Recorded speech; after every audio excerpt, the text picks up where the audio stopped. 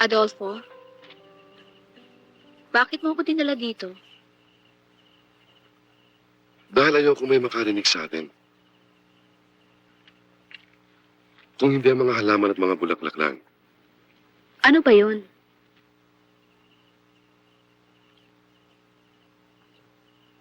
Mia, I love you. I want to marry you.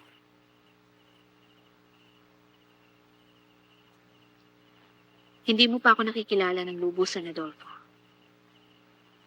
Madilim ang pinanggalingan ko.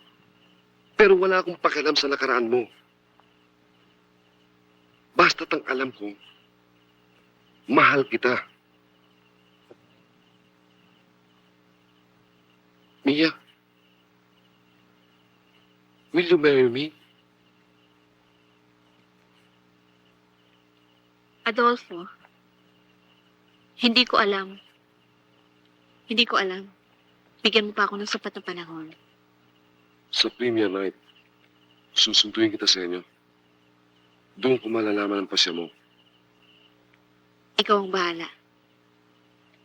Mia, wag mo sana akong bibiguin.